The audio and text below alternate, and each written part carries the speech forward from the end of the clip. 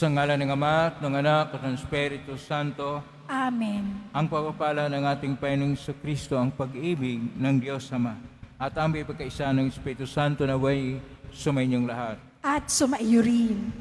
Mga kapatid, nasa Miyerkules tayo ng ikatlo na linggo ng pagkabuhay muli.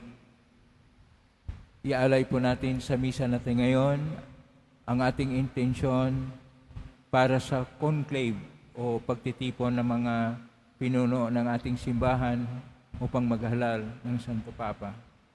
Isama rin natin sa misa natin ngayon ang mga intensyon para sa araw ngayon.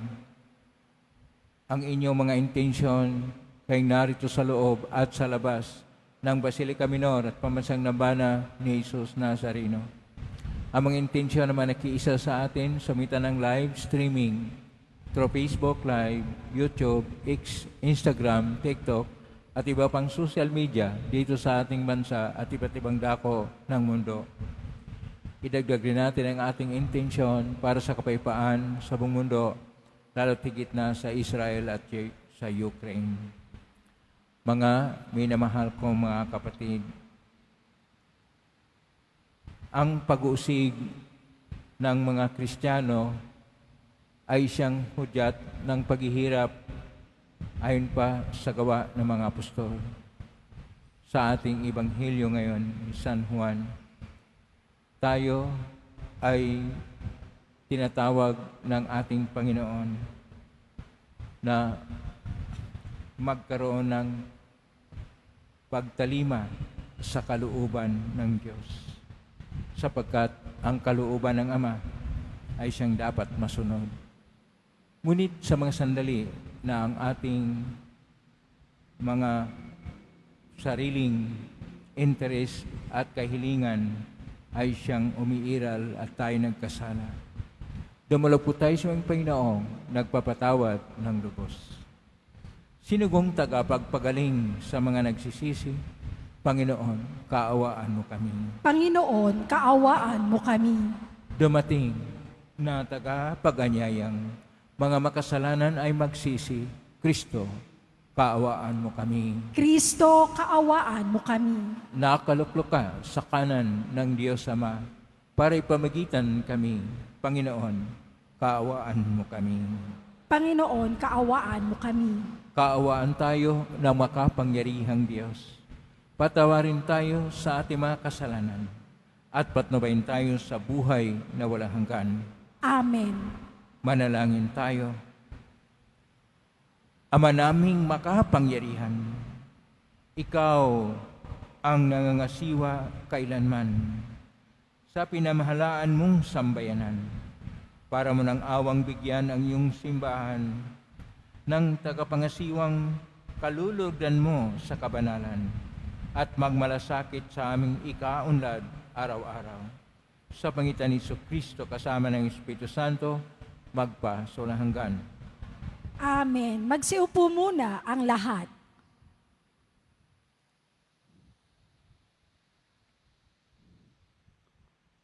Pagbasa mula sa mga gawa ng mga apostol. Nagsimula ng araw na iyon ang isang mahigpit na pag-uusig laban sa simbahan sa Jerusalem. At liban sa mga apostol, lahat ng sumasampalataya ay nangalat sa lupain ng Judea at Samaria. Si Esteban naman ay inilibing ng mga taong may takot sa Diyos at gayon na lamang ang kanilang pananangis. Samantala, sinikap ni Saulo na wasakin ang simbahan. Pinapasok niya ang bahay-bahay at kinalagkad ang mga sumasampalataya at ibinilanggo maging lalaki at babae. Nangalat ang mga mananampalataya at saan man sila mga karating ay pinangangaral nila ang salita. Nagpunta si Felipe sa isang lungsod ng Samaria at ipinangaral doon ang Mesiyas. Nang mabalitaan ng matao at makita ang mga kababalaghang ginawa niya, pinakinggan lang mabuti ang sinasabi niya, sapagkat ang masamang espiritu ay umalis sa mga taong inaalinhan nito at sumisigaw habang lumalabas. Maraming lumpo at pilay ang napagaling. Kaya't nagkaroon ng malaking kagalakan ang lungsod na iyon. Ang salita ng Diyos. Salamat sa Diyos. Sangkalupaang nilalang, galak sa pooy isigaw. Sangkalupaang nilalang, galak sa pooy isigaw. Sumigaw sa galak ang mga nilalang at purihin ang Diyos na may kagalakan. Wagas na pagpupuri sa Kanya'y ibigay. Ito ang sabihin sa Diyos na dakila. Ang mga gawa mo ay kahanga-hanga. Sangkalupaang nilalang, galak sa pooy isigaw. Ang lahat sa lupa'y ika'y sinasamba. Awit ng papuri iyong kinakanta. Ang iyong pangalay pinupuri nila. Ang gawa ng Diyos, lapit at pagmasdan, ang kahanga-hangang ginawa sa tanan. Sangkalupaang nilalang, galak sa pooy isigaw. Naging tuyong lupa kahit yaong tubig, at ang nuno natin ay doon tumawid. Kaya naman tayo'y nagalak ng labis, siya'y nagaharing may lakas ang bisig. Sangkalupaang nilalang, galak sa pooy isigaw. Magsitayo na po ang lahat.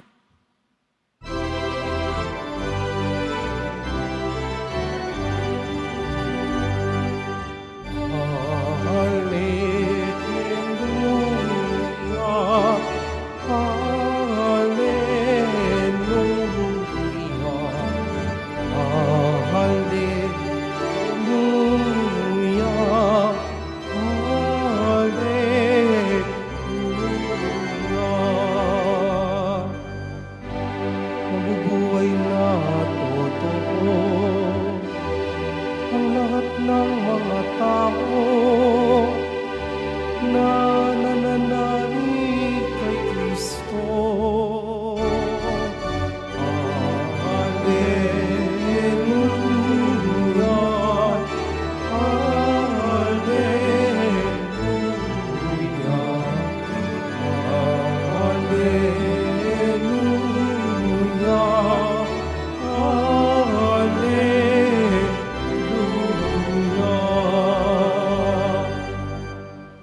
Sumainyo ang Panginoon. At sumaiyo rin. Ang mabuting balita ng Panginoon ayon kay San Juan. Papuri sa iyo, Panginoon. Noong panahon yun, sinabi ni Jesus sa mga tao, Ako ang pagkaing nagbibigay buhay. Ang lumalapit sa akin ay hindi na magugutom, at ang mananalig sa akin ay hindi na mauuhaw kailanman. Ngunit sinabi ko na sa inyo, nakita ninyo ako, gayunmay hindi kayo nananalig sa akin. Lalapit sa akin ang lahat ng ibinigay sa akin ng Ama, at hindi ko itataboy ang sinumang lumalapit sa akin, sapagkat ako'y bumaba mula sa langit, hindi upang gawin ang kalooban ko, kundi ang kalooban na nagsugo sa akin. At ito ang kanyang kalooban.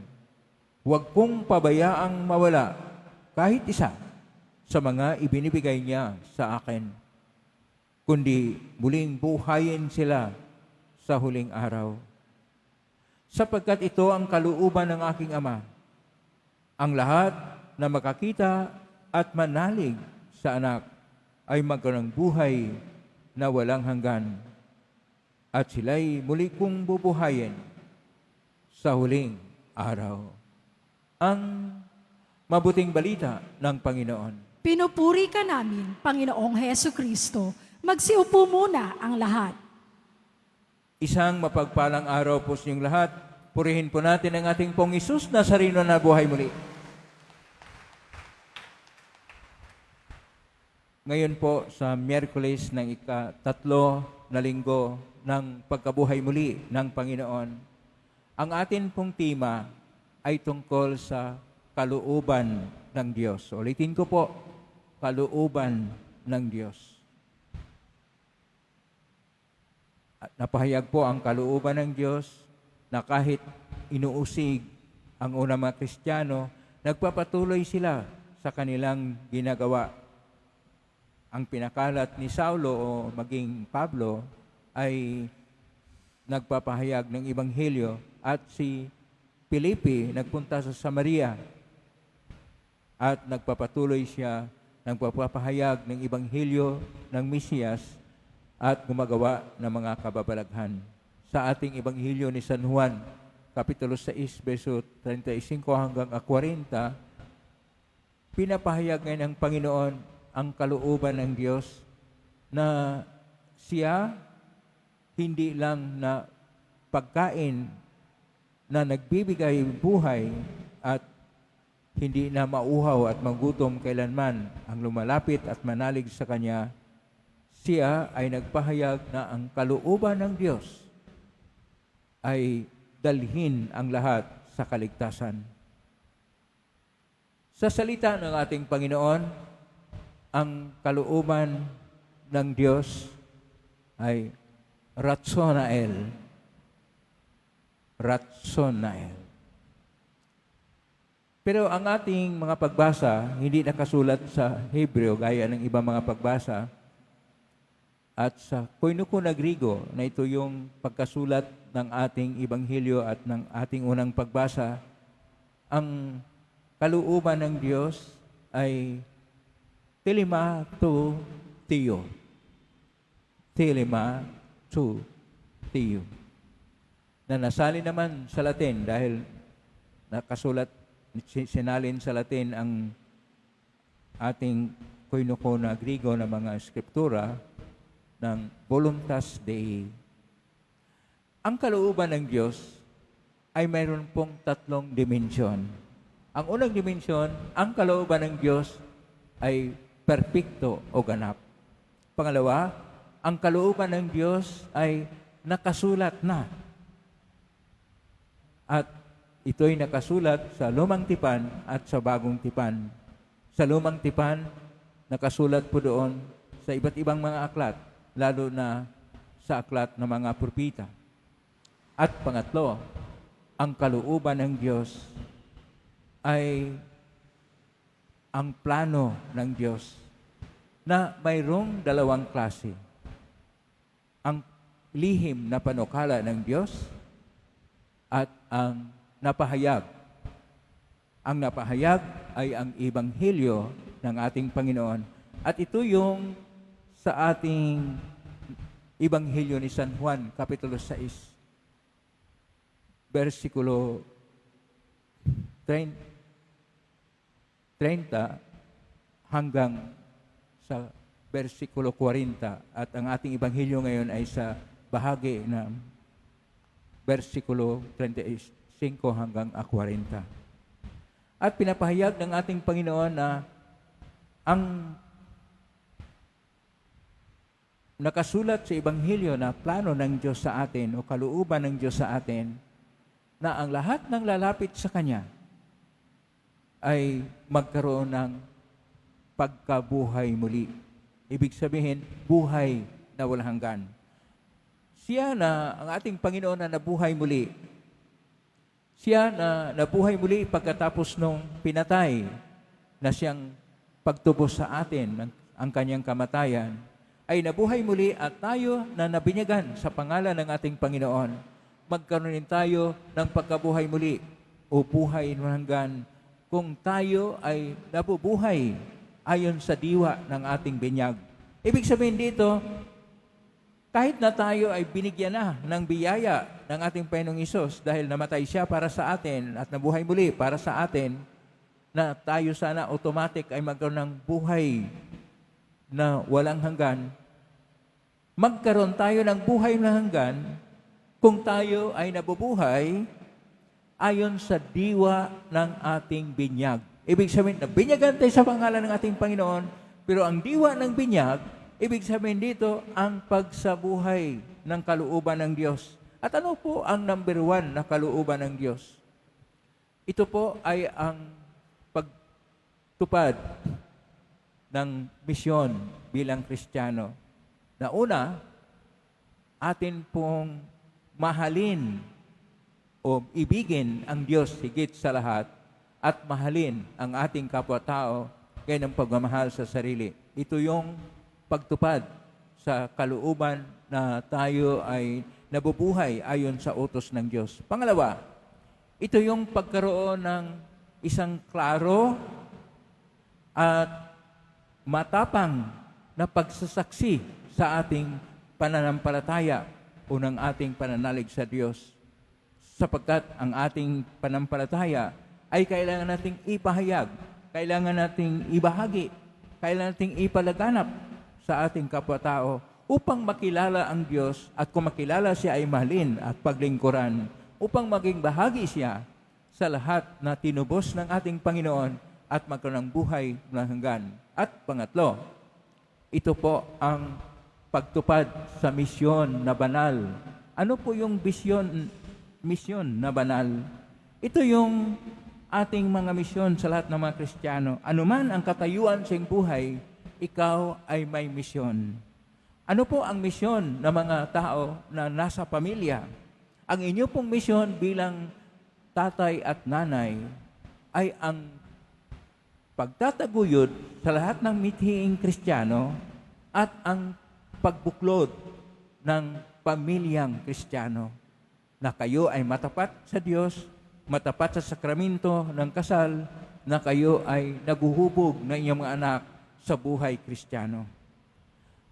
Ang iba ang kailang misyon sa ibang buhay, ay mayroon din silang misyon na ang bawat trabaho, ang bawat bukasyon o okupasyon ng tao ay dapat pagkakataon na ibahagi ang Ebanghelyo na ang Diyos ay siyang dapat sentro ng ating buhay. Ibig sabihin, anuman ang klaseng trabaho mo, dapat iyon ay para sa pagpupuri at pagpugay sa Diyos, hindi sa pangsariling interes. Kasi ang akala ng iba, sila'y gagawa, sila'y magsasaka, sila'y magtrabaho sa opisina, o kaya pangangalakal para magkaroon ng sweldo. Hindi po yun dapat. Ang ating trabaho ay isang paraan upang ating maipayag ang ating pagpupuri at pagpupugay sa Diyos sa Kanyang kabutihang loob sa atin. Pangatlo, na dapat ang ating panampalataya ay nagpapahayag ng katotohanan, ng katarungan at ng pag-asa. Sapagkat kung ang lahat ng ating ginagawa, tayo nagpapahayag ng tinig para sa katotohanan, tinig para sa katarungan, at tinig para mabigyang pag-asa ang bawat isa, ang Diyos at ang Kanyang biyaya para sa lahat, o ang kalooban ng Diyos para sa lahat na maligtas, ay mapapahayag.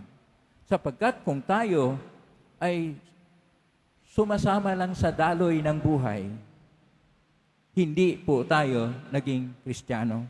Noong unang panahon na inyo pong napakinggan sa ating unang pagbasa na kahit sila'y pinakalat ni Saulo, napunta sa iba't ibang lugar, nagpapatuloy pa rin sila sa kanilang misyon na ipahayag ang tungkol kay Kristo at tungkol sa Ebanghelyo ng ating Panginoon. Na sa bawat pangyayari sa buhay natin ay isang pagkakataon na ating ipahayag ang Diyos. Diyos para sa katotohanan, Diyos para sa katarungan, Diyos na ang lahat ay mayroon ng pag-asa na lahat tayo ay maligtas sapagkat nakiisa tayo sa pagsabuhay ng sakripisyo ng ating Panginoon. At dito sa banal na misa, ito yung bahagi ng sakripisyo ng ating Panginoon na ibinahagi ang kanyang katawan at dugo para sa atin at ang kanyang salita sa liturhiya ng salita at ang kanyang sarili sa panahon ng komunyon upang tayo na nakatanggap dito ay ating dalhin una ang mensahe ng Ebanghelyo ng ating Panginoon sa ating mga tahanan, mga opisina, kalakalan, o sakahan, o saan man tayo napunta upang ang ating misyon ay matupad. Pangalawa, na dahil ngayon ay jubileo ng pag-asa, ng mga kalakbayin sa pag-asa, magbigay tayo ng pag-asa sa ating mga tao. Una, pag-asa na sa panahon ng eleksyon, sana ito ay maging malaya, matagumpay at laging para sa kabutihan ng lahat. At ang paghalal at pagpili din ng ating Santo Papa na ito ay magdala ng bagong pag-asa sa ating simbahan. Naway ang lahat ng ito ay siyang pagtupad sa kalooban ng Diyos at matupad ito sa 3 dimensyon. Ang unang dimensyon, ulitin ko po, ay ang ganap o ang perpekto na kalooban ng Diyos na ang Diyos lang ang nakakaalam. At ito ay naihipahayag ng ating Panginoong Hesus Nazareno. Pangalawa, na ang kalooban ng Diyos ay kung ano ang nakasulat. Nakasulat sa lumang tipan, sa bagong tipan, at sa mga importante mga dokumento ng ating simbahan. At kung ito'y sinusunod natin, tumatalima tayo sa kalooban ng Diyos. At pangatlo, ang kalooban ng Diyos na mayroong lihim na panukala, pero mayroon ring napahayag. At ito yung pinapahayag ng ating Panginoon, ang kalooban ng Diyos ay para sa ating lahat. Kaya, pakisabi sa katabi mo, sundin mo ang kalooban ng Diyos. Sundin natin ang kalooban ng Diyos. At kapkat tayo tumatalima sa kanyang kalooban, naging sentro ang Diyos sa ating mga puso. Amen? Purihin natin Diyos. Magsitayo na po ang lahat.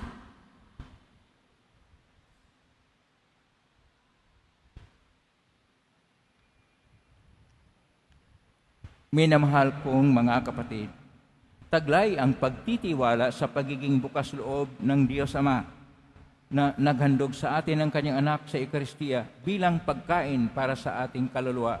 Ilapit natin sa kanya ang ating mga pangangailangan. Ama, pagpalain mo kami sa Ekaristiya. Ama, pagpalain mo kami sa Eucharistia. Ang mga pinuno ng simbahan naway magpatotoo kay Jesus na siyang tinapay ng buhay sa mundong nagugutom sa kahulugan. Manalangin tayo. Ama, pagpalain mo kami sa Eucharistia. Ang mga pinuno ng pamahalaan naway aktibong makisangkot sa paghahanap ng mga katugunan sa mga pangangailangan at kapakanan ng ating mahihirap na kapatid. Manalangin tayo. Ama, pagpalain mo kami sa Eucharistia. Ang mga nag-aakalang hindi nila kailangan ng Diyos sa kanilang buhay, naway maakit na tumanggap ng Eucharistia. Manalangin tayo. Ama, pagpalain mo kami sa Eucharistia. Ang mga may sakit, naway maranasan ang mapagmahal na presensya ni Kristo sa kanilang pagtanggap ng Eucharistia. Manalangin tayo. Ama, pagpalain mo kami sa Eucharistia. Ang mga yumaong tumanggap ng tinapay ng buhay, naway magkamit ng buhay na walang hanggan. Manalangin tayo. Ama, pagpalain mo kami sa Eucharistia. Sa tahimik, idulog natin sa Panginoon ang ating mga sariling kahilingan. Isama po natin sa ating kahilingan ngayon ang magkaroon ng isang mabuting conclave o paghahalal ng ating Santo Papa.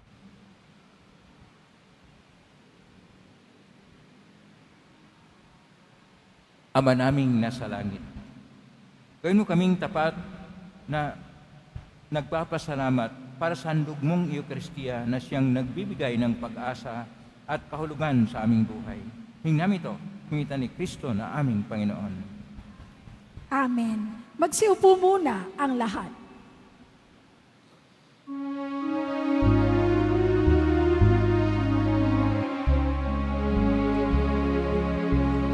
Ang luma'y nalalik, tuwing tumahimik ng ampun ay hindi bilang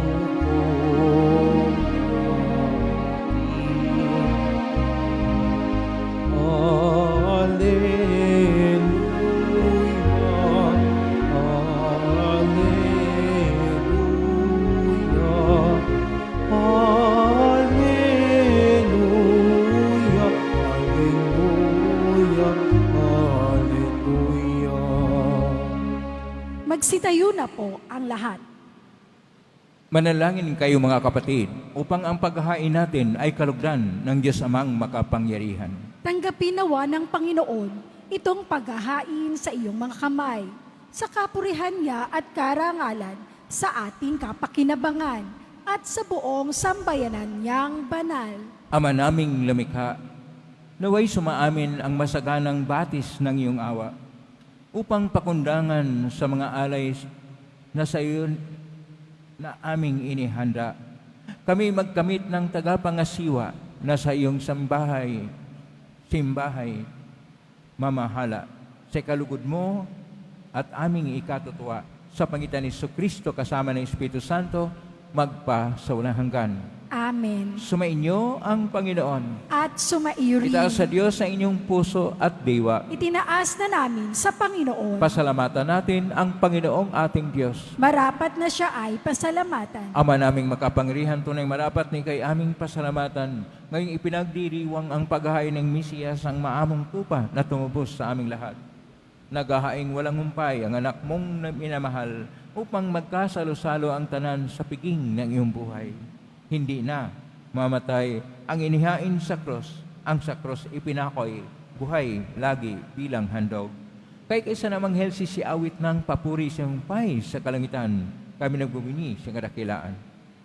Santo, Santo, Santo, Panginoong Diyos ng mga hukbo, napupuno ang langit at lupa ng kadakilaan mo, o sana sa kaitaasan. Pinagpala ang naparirito sa ngalan ng Panginoon, o sana sa kaitaasan. Magsiluhod po ang lahat. Ama naming banal, ikaw ang bukal ng tanang kabanalan. Kay sumitan yung Espiritu ng banal, makalob na ito upang para sa aming maging katawan at dugo ng aming Panginoong Kristo. Bago niya pinagtiisang kusang loob na maging handog, hinawakan niya ang tinapay, pinasalamatan kanya, pinaghati-hati niya yon, iniabot sa kanyang malagad at sinabi, tanggapin ninyong lahat ito at kanin. Ito ang aking katawan na ihandog para sa inyo.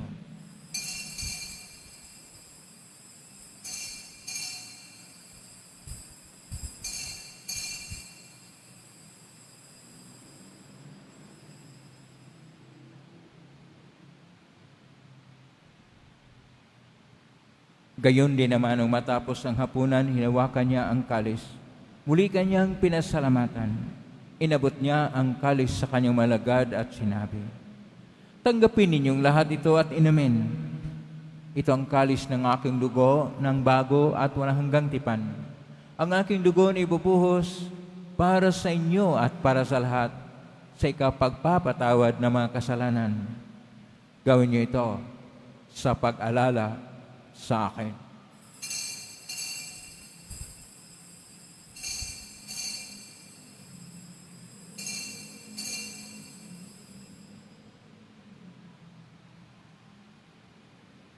Magsitayo na po ang lahat. Ang misteryo ng pananampalataya. Si Kristo'y namatay, si Kristo'y nabuhay, si Kristo'y babalik sa wakas ng panahon. Ama, ginagawa namin ngayon ang pag-alala sa pagkamatay at muling pagkabuhay ng anak, kahit naalay namin sa iyo ang tinapay nagbibigay buhay at ang kalis na nagkakaloob ng kaligtasan. Kami nagpapasalamat dahil kami narapat na tumayo sa harap mo para maglingkod sa iyo. Isinasamo namin kaming magsasalo-salo sa katawan at dugo ni Kristo ay mabuklod sa pagkakaisa sa pamagitan ng Espiritu Santo. Ama, lingapin mo simbahang laganap sa buong daigdig. Pususin mo kami sa pag-ibig kaisa ni Jose na aming obispo at ng tanang kaparian. Alalahanin mo si Papa Francisco na tinawag mo mula sa daigdig nito. Nung siya'y binyagan, siya na kaisa ni Kristo sa pagkamatay. Ngayon siya'y pumanaw na may kaisa ni Kristo sa pagkabuhay. Alalahanin mo rin, mga kapatid namin na himlay, na may pag-asang sila muling mabuhay ganyan lahat ng mga pumanaw. Kawaan mo sila at patuloyin sa iyong kaliwanagan. Kawaan mo napatin kaming lahat na makasalo siyang buhay na walang wakas, kaisa ng mahal na Birhen Maria na ina ng Diyos, ng kabiyak ng puso niyang ni San Jose, kaisa ng mga apostol ni San Juan Bautista, at ng lahat ng mga banal na namuhay Diyos daigdig ng kalugod-lugod sa iyo. May pagdiwang nawa namin ang pagpupuri si karangal mo sa pangitan ng anak na aming Panginoong Jesucristo.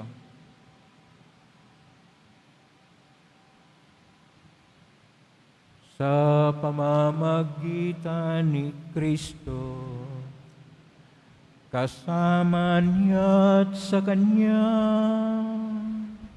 ang lahat ng parangal at papuri ay sa iyo, Diyos amang makapangyarihan, kasama ng Espiritu Santo, magpasawalang hanggan.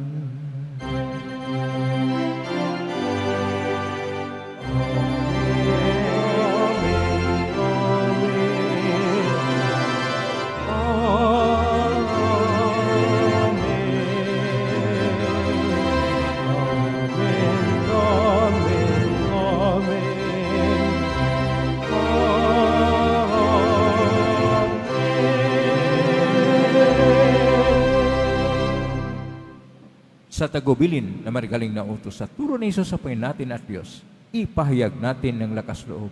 Ama namin, sumasalangit ka, sambahin ang ngalan mo. Mapasa amin ang kaharian mo, sundin ang loob mo dito sa lupa para nang sa langit.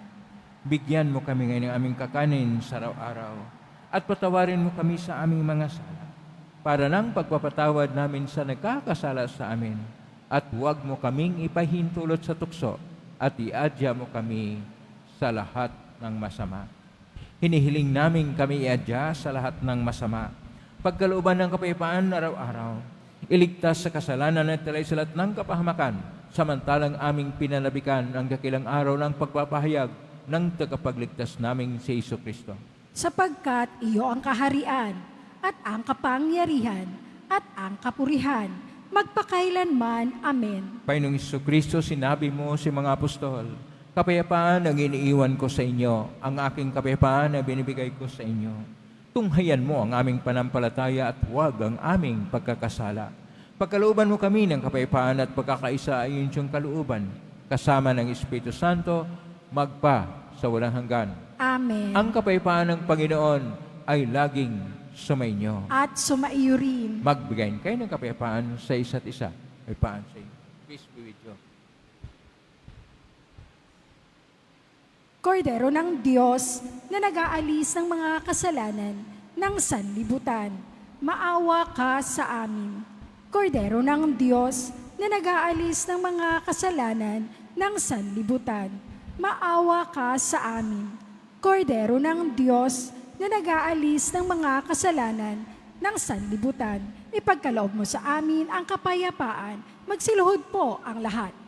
Ito ang kordero ng Diyos. Itong nag-aalis na makasalanan ng sanlibutan. Mapalad ang mga inaanyayahan sa piging ng kordero.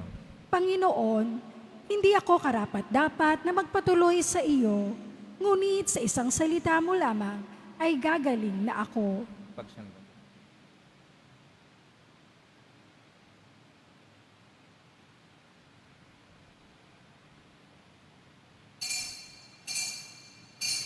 Para sa lahat ng tatanggap ng banal na komunyon, sasagot po tayo ng Amen. Pagkasabi ng pari o ng lay minister ng katawan ni Kristo at isubo agad sa bibig bago umalis sa harapan ng pari o lay minister. Sumunod po tayo.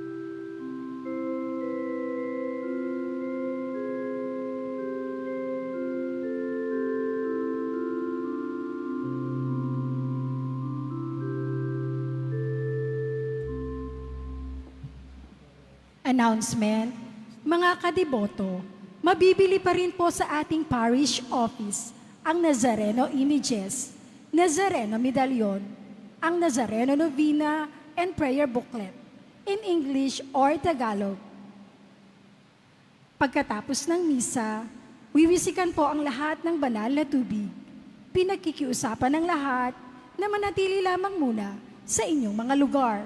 Tanging sa Quezon Boulevard o sa Plaza San Juan lamang ang labasan ng lahat. Sumunod po tayo.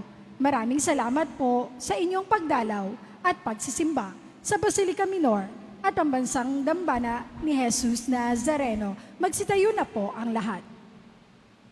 Manalangin tayo. Ama naming mapagmahal, kaming mga nakinabang sa katawan na tugo ng anak mong banal, ay pagbigyan mong lumigaya sa pagkakamit ng tagapangasiwang maaasahan sa pagtuturo ng kabutihan sa iyong bayan at sa pagpalaganap ng katotohanan ng mabuting balita sa tanan sa pangitan ni Kristo kasama ng Espiritu Santo magpa sa walang hanggan. Amen.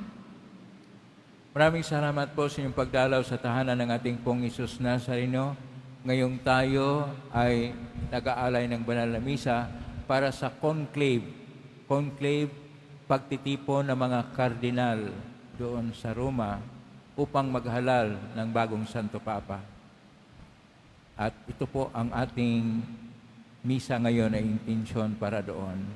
Pang magkaroon tayo ng paghalal ng isang mabuting bagong Santo Papa. Sa atin pong misa ngayon ay magpasalamat tayo sa lahat ng mga narito at lahat ng mga nagbigay ng tulong at donasyon sa Quiapo Church at lahat ng mga naglilingkod ngayon sa ating simbahan. Palakpakan po natin lahat ng mga naglilingkod, lahat ng tumutulong sa atin, lahat ng narito, lahat na nakiisa sa atin sa iba't ibang social media platform. Naway ang Panginoong Diyos ay magpapala sa inyo na umiyayang siksik, liglig at nag-uumapaw. Tinatawag po tayo ng ating Panginoon para tumalima sa kalooban ng Diyos. At ang kanyang kalooban ay dapat nating isabuhay.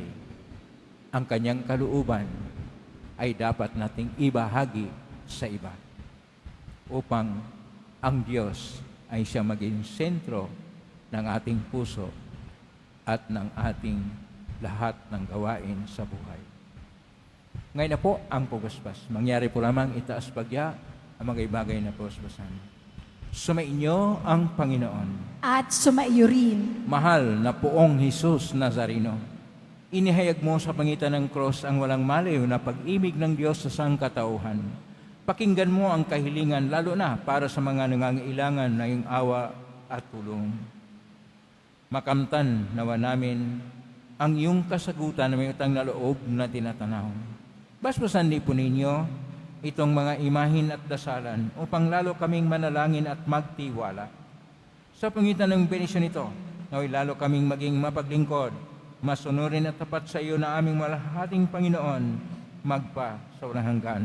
Amen. Pagpalain kayo na makapangyarihang Diyos, Ama at Anak at Espiritu Santo. Amen. May kang taglay ang kapayapaan, pag-ibig at pag-asa ng poong Jesus Nazareno. Salamat sa Diyos. Purihin natin ang ating poong Jesus Nazareno.